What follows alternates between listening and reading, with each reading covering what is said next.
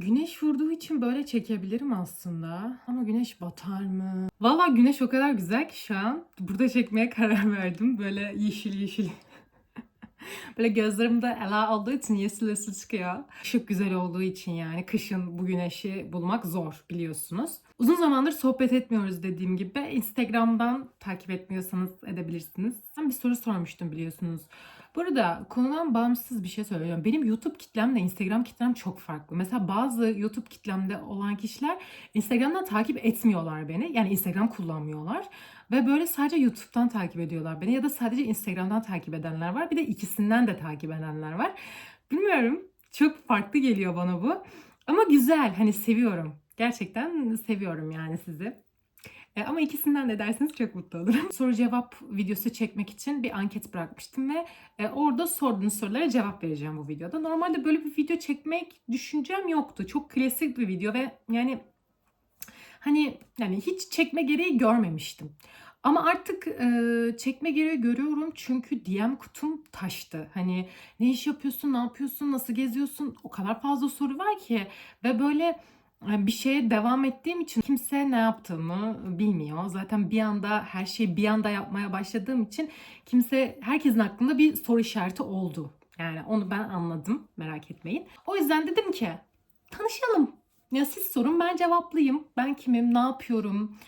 Bunları burada konuşalım, sohbet edelim istedim. Aynı zamanda kahve de yaptım tabii ki. Bir höptürük alalım. Üzerimde de uyumlu. Kendi yaptığı bardak dışında da bardak kullanmayan ben yani. Şimdi sorulara başlamadan önce ben genel kendimden bahsetmek istiyorum. Klasik çünkü tanımayanlar için. Adım Aybüke. 23 yaşındayım. İç mimarlıktan mezun oldum. Mezun olalı sanırım 1,5 sene, 2 sene tarzı bir şey oldu. Mezun olduktan sonra çalışmadım. nasıl tarif edeceğimi bilemedim.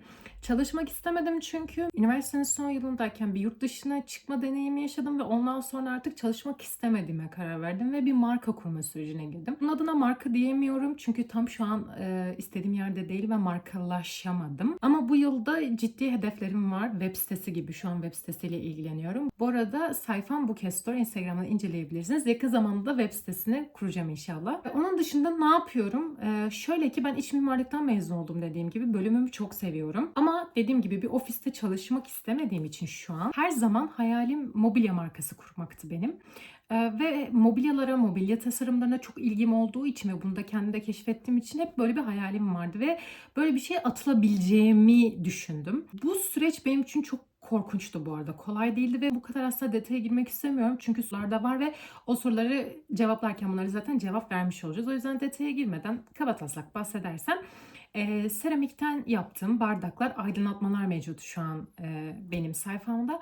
Ama dediğim gibi ileriki zamanda mobilyaya doğru, ahşaba doğru evrilmek istediğim bir dükkan benim için. Şu an bunları yapıyorum. Hani seramikle ilgileniyorum. Online satış yapıyorum. Aynı zamanda influencerlık yapıyorum. YouTube'a içerik çekiyorum. Instagram'a içerik çekiyorum ve artık şükür bunlardan da ufaktan bir şeyler kazanmaya başladım. Ve hayatımı böyle idame ettiriyorum ve aynı zamanda geziyorum. Yani para kazandıkça geziyorum, param bittikçe çalışıyorum, geziyorum, çalışıyorum, bitiriyorum ve hayat döngüm böyle ilerliyor arkadaşlar. Hayatımın buraya gelmesi gerçekten son bir yılda gerçekleşti. Çok değişik bir şekilde 2024'te. Yoksa inanın ben de ne olacağımı bilmiyordum. Hatta bir tane videom var. 22 yaşındaysanız hayat çok zor diye. Orada her şey çok zordu. Şu an hala zor ama biraz daha basit. O zaman sorulara geçelim. Güneş bu arada beni yakıyor.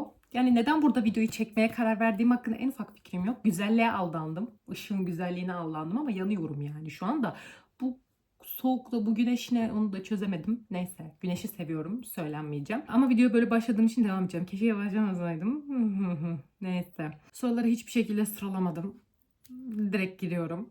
Rusya'da ne kadar bütçe ayırdınız ve kaç gün kaldınız? En son seyahatim Rusya'ydı bu arada arkadaşlar. O yüzden büyük ihtimalle böyle bir soru geldi. Aslında Rusya'nın ben bu kadar pahalı olacağını bilmiyordum. Biz dedik ki en fazla 25 bin 30 bin harcarız diye bir hesap yaptık kafamızda. 45 bin 48 bin tarzı bir şey harcadık Toplam her şey bu arada, uçak biletleri falan. Ama uçak biletim benim çok pahalıydı. 14.000 TL uçak biletine gitti bu arada, gidiş dönüş. O da tamamen talihsizliğimden. Ve 14 gün kaldık. Bu da etkisi var. Yani 2 hafta kaldık arkadaşlar. Konaklama, yemek içme, her şey bunun içine dahil. Turlar, her şey. O yüzden yani öyle kafanızda bir taslak oluşturabilirsiniz. Bir de pahalı bir ülke Moskova. Aslında yeme içme ucuz bu arada. Bunu da söyleyeyim. Şimdi şey olmasın. Çok korkutmak da istemem. Konaklamalar da o kadar pahalı değil. Sadece 3 ülke gezdik. Bir ülkeden bir ülkeye yine uçakla geçtik. Diğer ülkeden trenle geçtik. Bunun gibi şeyler ekstra çok pahalılaştı. Ve de kuzey ışıklarını göremediğimiz için ikinci kez gittik. Ya bu tür şeyler geziyi pahalılaştırdı. Değdi mi? Değdi.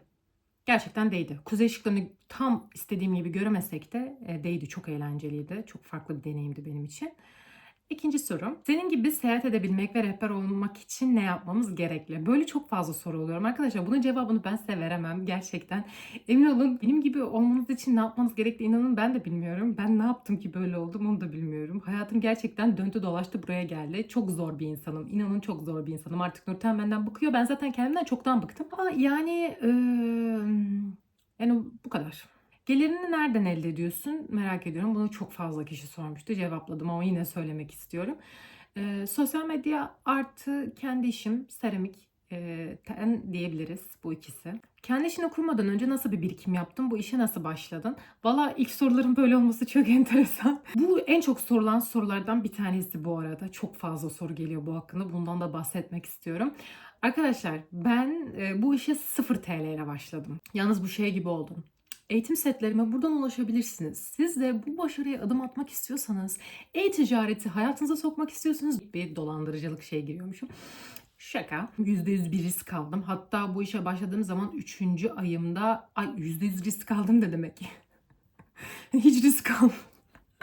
Neyse yani maddi olarak bir riskim yoktu. Ama zamansal olarak risk aldım. Bana sorarsanız %100 bir risk aldım. Çünkü bütün arkadaşlarım iş başvurusu yaparken ben seramik yapıyordum.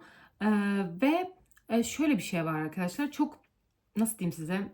Yani ne olacağını bilemezsiniz. Bu işte benim size önerebileceğim tek tavsiyem şu. Birikim yapmadım.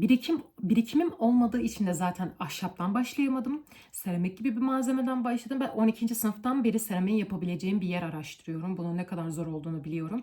Çünkü fırınınız olmadan, malzemeniz olmadan böyle şeyler çok zor oluyor. Toptan almak vesaire. Çok şükür buldum. Sıfırdan küçük küçük ürünlerimi yaptım. Orada çalıştım bu arada. Çalışmamın karşılığı bir şeyler aldım. Sağ olsun çok iyi insanlardı. Çok yardımcı oldular ve benim sürecim böyle gelişti. Ama şöyle bir şey var. Ben bundan önce başka bir iş de yaptım. Tekstille de ilgilendim. Hani ürün alıp ürün sattım.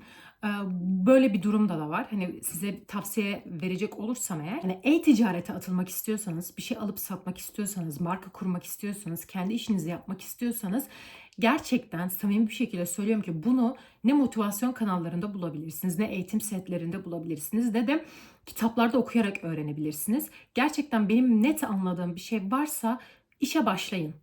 Ne yapmak istiyorsanız yapın.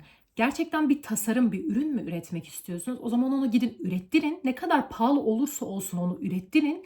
Gerçekten görün ve eğer yaptığınız şeyden, o gerçek somut halinden eminseniz, ya yatırımcı bulun ya da bu işe bir şekilde yönelin. Bu işle yönelen insanlarla tanışın. Network edinin. Ne kadar çok fazla insan tanırsanız aslında olanaklarınız o kadar fazla artmış oluyor. Ya bu böyle bir şey. Yani benim size burada anlatacağım şey bu kadar bütçe ayırırsanız bu kadar bir şey yapmış olursunuz değil. Hani bu platformu anlamak, bu platformlarla ilgilenen insanlarla tanışmak önemli bu mevzuda. Benim size verebileceğim bir tavsiye. Kazandıkça sonra zaten gider gelir hesabı yapıyorsunuz. Ve hani kar elde etme amacı görüyorsunuz. Zaten zarar ederseniz kötü olur. Ama dediğim gibi 3. ayımda hiçbir satış yapamamıştım. Mesela hiçbir şey kazanamamıştım. Artık mesela kapatmak istemeye karar vermiştim. Hatta hatırlıyorum mimarlık ofislerine falan başvuruyordum. Ofiste çalışmaya karar vermiştim. Ama sonra bir şey oldu. Satışlarım artmaya başladı ve ben vazgeçtim. Hani bu böyle bir şey arkadaşlar. Deneme yanılma yolu. Bahsettiğim şey burada buydu işte. Deneme yanılma yolu. Denemeden reklamlarınızı ya da insanlara verdiğiniz şeyin geri dönüşü almadan gerçekten bu işte neye sahip olabileceğinizin farkına varamıyorsunuz. Dipnot. Şalları nereden alıyorsun? Şal yapım videosu gelir mi? Şal yapım videosu gelmez. Gerçekten arkadaşlar bakın, bir buraya atıyorum, bir buraya atıyorum. Aşk olar, ben genelde zaten penye kullanıyorum bu arada. Şallarım da çok karışık. Ben eskiden bütün penyelerimi bir markadan almıştım. Çok güzeldi ama şu an marka yok, kapandı, o yüzden söyleyemiyorum. Ama genel olarak şu an Fresh Scarf'ın şallarını çok seviyorum bu arada. Gerçekten çok güzeller. Penye, hele bambu penyeyi oradan kullanıyorum. Bir de desenli şallarını çok seviyorum. Onları kullanıyorum. Mesela bu Carol. Bunlar da çok güzel. Genel böyle kullanıyorum. Bu arada çok marka bakmam ben şallarda. Beğenirsem alırım yani.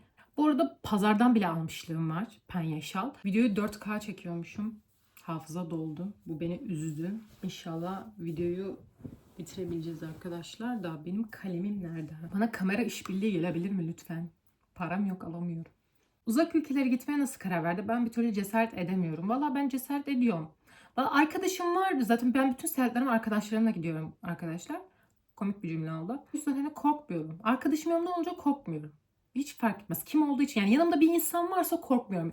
Tek başıma hiç seyahat etmiştim. İşte tek başıma seyahat etmek bana korkutucu geliyor ama inşallah onu da bir gün deneyimleyeceğiz. Özellikle bu yıl deneyimleyeceğiz. So weirdo. Gitmediğin ülkeler arasında en çok gitmek istediğin ülke hangisi? İtalya. İtalya, İsviçre, Norveç sanırım, düşüneyim. Evet. En çok İtalya ama çok gitmek istiyorum. İnşallah bu yıl, diyelim mi? Lütfen. Sayısal mısın, sözel misin? Sayısalım. Sözelci bir insana önerin ne olur diye. Ben bunu öneremem çünkü ben hiç sözel bölüm okumadım. Sözel hiçbir yatkınlığım yok. Yani bunu hiçbir şekilde zaten birisine de bağlamayın. Gerçekten buna kendiniz karar verin çünkü ciddi bir karar. Ama size bir şey söyleyeyim, ciddi bir karar da değil. Salın abi. Neyin ciddi kararı? Sayısalcı mı, sözelci mi? Bırak. Unut. Yemin ediyorum size, lise unutuluyor bak. Okurken çok çok çok önemliymiş gibi geliyor ama asla önemli değil. Ya sadece arkadaşlarınızla eğlenin. Tabii ki ders çalışın. Tabii ki istediğiniz kariyer için bir şeyler yapın. Ama bu kadar, kendinizi bu kadar strese sokmayın. Çünkü üniversitede çok fazla kararınız değişecek. Hani ne olup ne bitecek hiçbir şekilde belli olmayacak. Belki bölümünüzü bırakıp başka bir bölüm okuyacaksınız. Çünkü gerçekten küçüksünüz. Lise gerçekten küçüksünüz. Eğlenmenize bakın. Neye yatkınsanız onu seçin, sayısal sözler fark etmez. Sonra bir bölüme girin. Kendinizi tanıyın. Belki hazırlık okursunuz. Hazırlık okuyun ki tavsiyem odur. İngilizceniz iyi gelişsin. Erasmus gibi bir şeyden faydalanın diye. O sırada da ne yapmak istediğinizi kendinizi daha iyi tanırsınız falan filan, feşmekan. YouTube'a girmek istiyorum. Her şey okey ama ne zaman gireceğim, nasıl girsem bilmiyorum. Ben YouTube'a bodozlama girdim. Bodozlama gir. Çekmek istediğin ne varsa çek, gir. Yani hiç düşünme. Valla ben eskiden çok düşünüyordum. İşte ilk videom soru cevap olsun. Sonraki videolar salla. Hiç önemli değil. Bakın. Bakın. Çok önemli bir şeyden bahsedeceğim şu an. YouTube videolarımın başlıklarını saçma yaptığımdan beri inanılmaz izleniyor. İnanılmaz hani artış sağladı. Hani olayı çok kasmamak lazım. Çok düşünmemek lazım. Düşünmeden bodoslama bir şeyler yaptığınız zaman daha iyi sonuç alırsınız. Nasıl bu kadar düzenli bir hayatım var ve sabah rutinlerim mesela? Arkadaşlar, düzenli bir hayatım yok. Dünyadaki en düzensiz hayata sahip olan insan ben olabilirim. Gerçekten samimi bir şekilde söylüyorum bunu. Ama bazen de değil, bir şeyleri planlamayı da çok sevdiğim için hayatımı çok aşırı derecede planlıyorum. Ama ben bunları mesela, benim bir haftamın 2-3 günü böyleyse ve ben bunu paylaşıyorsam siz zannediyorsunuz ki ben bunu her gün yapıyorum. Ben bunu her gün yapmıyorum. Sosyal medyaya bu kadar fazla inanmayın. Hani bir şeyleri kafanızda bu kadar fazla oturtturmayın. Kimseye bu kadar fazla inanmayın. Belki haftada sadece bir kere bile yapıyorumdur, ben bunu paylaşıyorumdur. Ve sosyal medyada zaten insanlar iyi yanlarını paylaşırlar. İyi oldukları zamanları, iyi hissettikleri zamanları. Ben de öyleyim keza. Gidip de ağladığım zaman ya da mutsuz olduğum zaman ya da kötü bir olay yaşadığım zaman bunu gidip sosyal medyada paylaşmıyorum. O yüzden mesela böyle görmeyin, böyle görmenizi istemem. Ve bu hayatım düzenli değil. Ben zorla düzenli hale getiriyorum. Gerçekten şöyle bir şey var arkadaşlar. Ben ne olmak istiyorsam, gelecekte ne kendimde ne görmek istiyorsam şu an kendime onu katmaya çalışıyorum.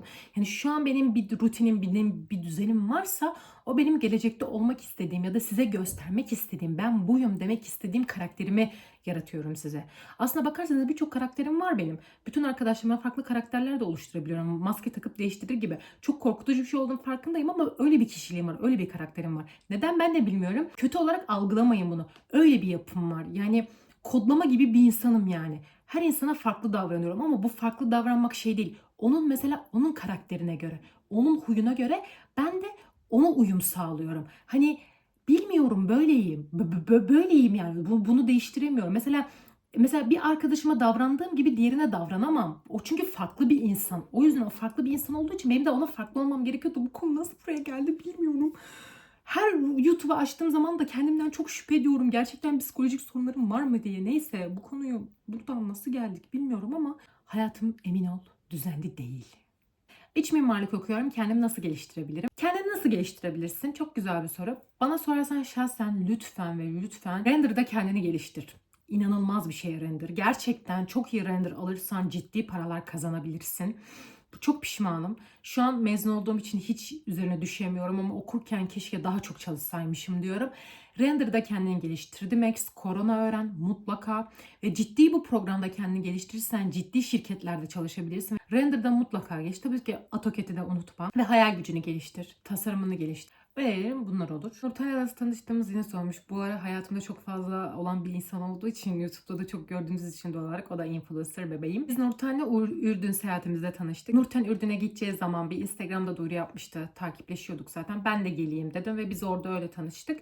Ve sonra çok sıkı yakın bir arkadaşlığımız oldu. Allah bozmasın derim. Kendisini çok seviyorum bebeğim. İlk yurt dışı deneyimini anlatır mısın? Aslında bu soruların hepsi gerçekten YouTube'da var ama neyse diyelim. İlk yurt dışı deneyimi Fransa'ydı. Fransa'yı bütün biriktirdiğim, bir yıl boyunca öğrenciyken biriktirdiğim parayla gittim. Benim için çok değerli bir gezi. En yakın arkadaşlarımdan biri orada, Nida yani. Orada yaşıyordu. Onunla beraber gezdik. Çok güzeldi. Harika bir deneyimdi benim için ve Fransa zaten benim hayallerimin ülkesiydi. Editlerini hangi uygulamadan yapıyorsun? InShot kullanıyorum. İnanın ki YouTube'da da InShot kullanıyorum. Telefonda da, Reels'larımda da InShot kullanıyorum. Artık delireceğim. Kaldıramıyorum yani. Artık bilgisayarda yapmam lazım ama kolay geliyor. Reels'lar için mükemmel bu arada. InShot bayılıyorum. Mutlaka kullanın derim. Bu arada şey de çok soruluyor. Telefonumun markası 15 Pro Max. Videolarımı da buradan çekiyorum. YouTube videomu da şu an buradan çekiyorum.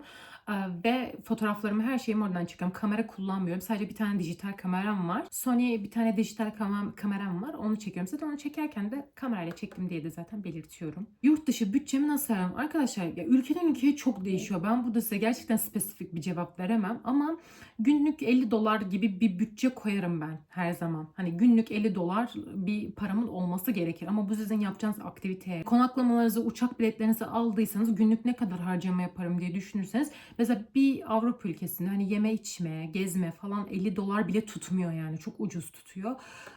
O gideceğiniz müzelere, gideceğiniz her şeye göre değişir. Ama ben dediğim gibi minimum 50 dolar koyarım bir güne. Nasıl gezmeye başlayabilirim? Arkadaşlar, uçak bileti alarak başlayabilirsiniz. Ben öyle başladım. İnanın ben de bilmiyorum. Uçak bileti aldım ve gittim yani. Aldığınız zaman gidiyorsunuz, emin olun. Şimdi en çok şeylerden bir tanesi de dünyayı gezmek isteyen liseliye ne önerirsin? Şöyle bir şey var. Bana şey sorusu çok geliyor. Öğrenciyim ama ben de senin gibi gezmek istiyorum. Nasıl gezebilirim? Arkadaşlar, öğrenciyken gerçekten çok zor. Hani öğrenciyken bunu yapamıyorum diye üzülmeyin. Çünkü ben de yapamıyordum. Benim sanırım bazen öğrenci zannediyorlar. O yüzden böyle bir linç yiyorum. Nasıl bu parayı buldun falan gibisinden. Elhamdülillah çalışıyorum. Kendi paramla gidiyorum. Emin olun, ailemin parası falan da değil. Öğrenciyken bunu kendinize yüklemeyin. Bu çok zor. Üniversiteden ki de para kazanabilirsiniz ama yine gezmek için ne zamanınız olur ne o kadar fazla kazanabilirsiniz. O yüzden öğrenciyken yapabiliyorsanız Erasmus'a yoğunlaşın. Erasmus'u yapın. İngilizcesini geliştirin. Hani bu hayalinizi mezun olduktan sonraya bırakın.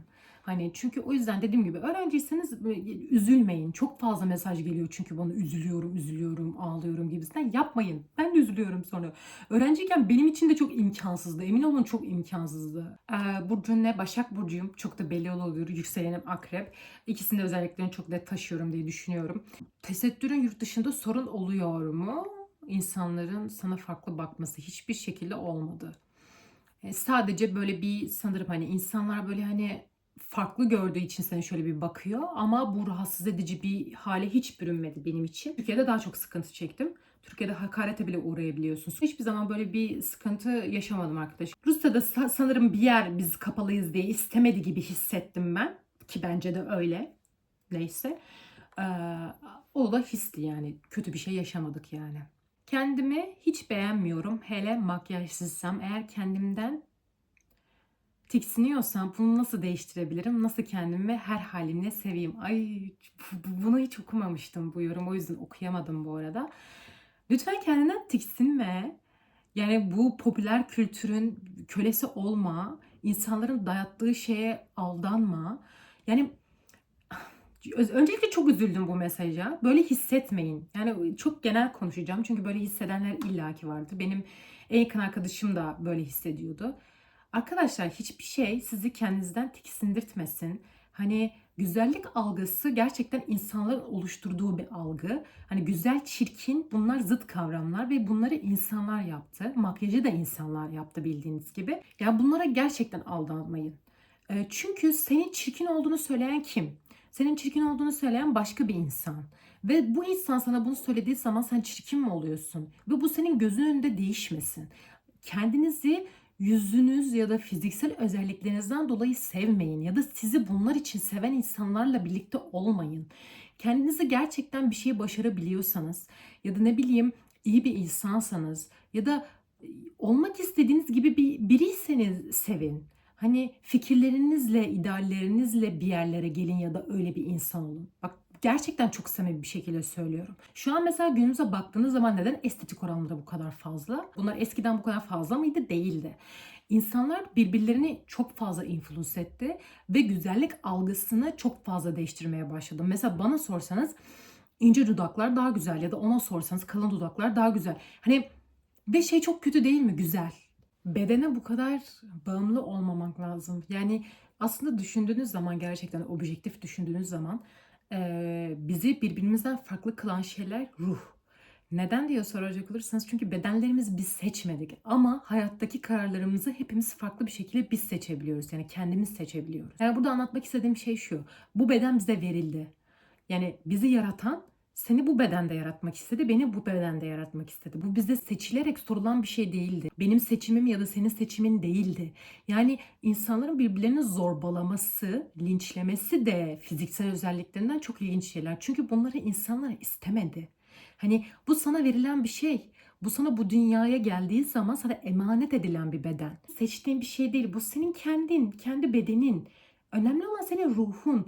Ama insanların gerçekten insanların ruhlarını sevmesi, sayması çok ilginç.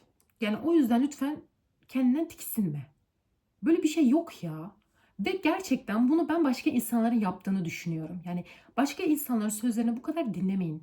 Gerçekten kendinizi dinleyin. Gezerken kaldığınız yerler olsun, yediğiniz yemekler olsun nasıl güveniyorsunuz? Kaldığımız yerlere de genelde Booking ya da Airbnb'den bakıyorum ve çok güvenli siteler. Hiçbir sıkıntı yaşamadım. Oradan bakabilirsiniz.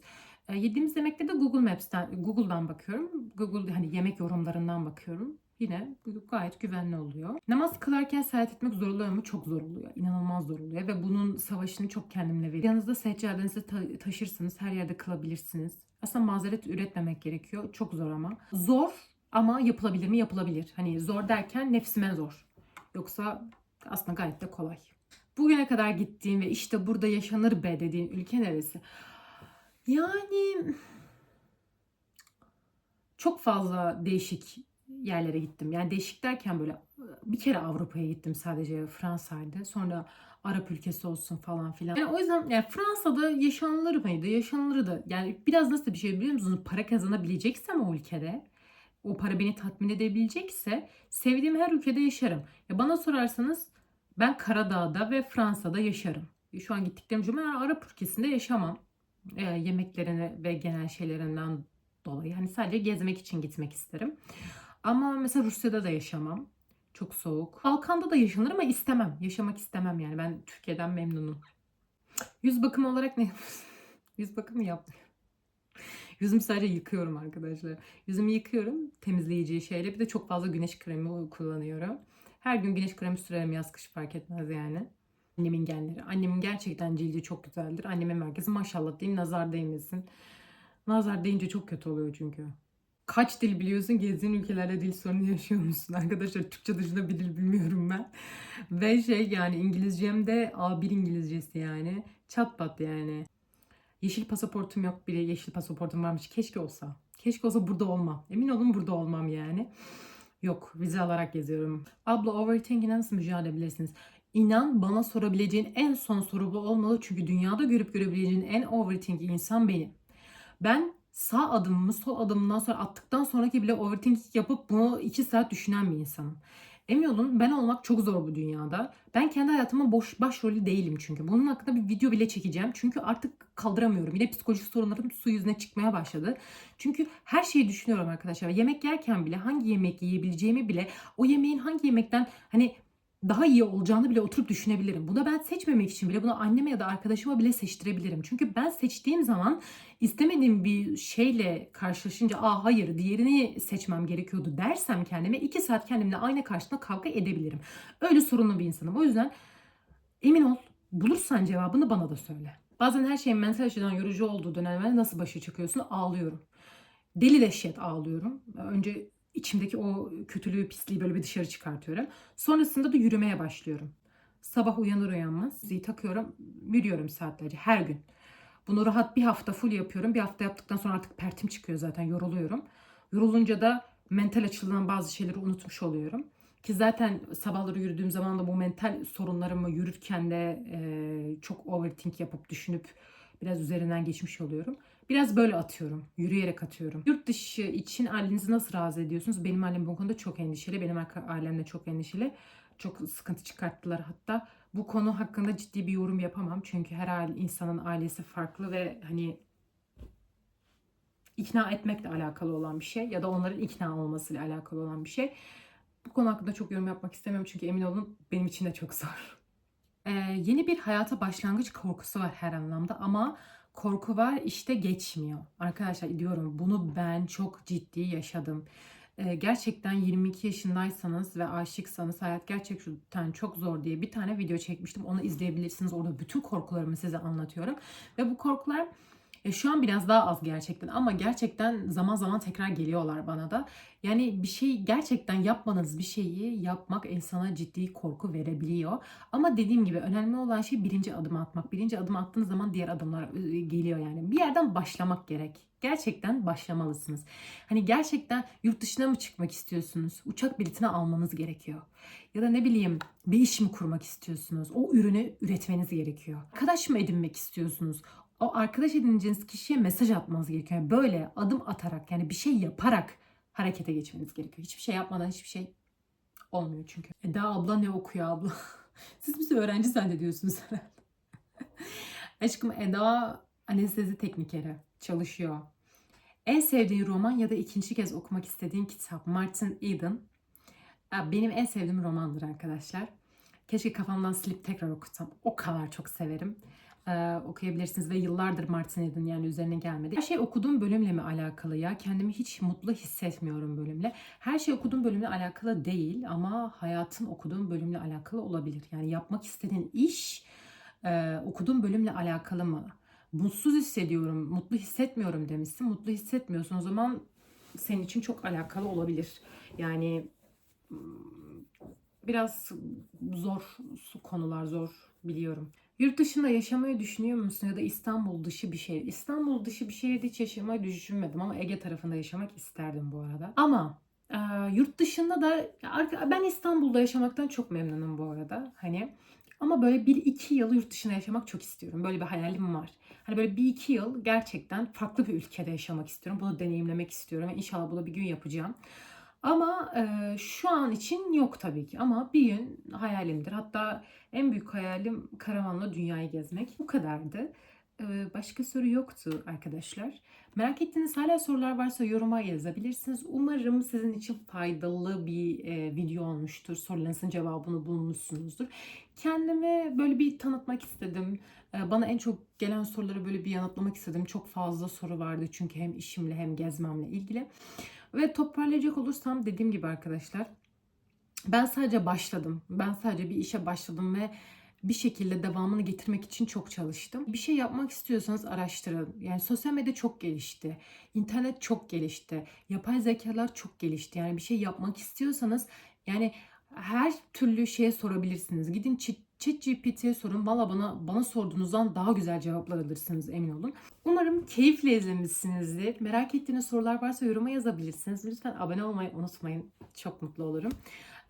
Onun dışında dediğim gibi yorumlara yazarsanız merak ettiğiniz soruları yine orada cevaplarım. Öpüldünüz. Ben kahvem biraz soğudu ama bayağı soğumuş. Neyse çok konuştuk. Bay bay.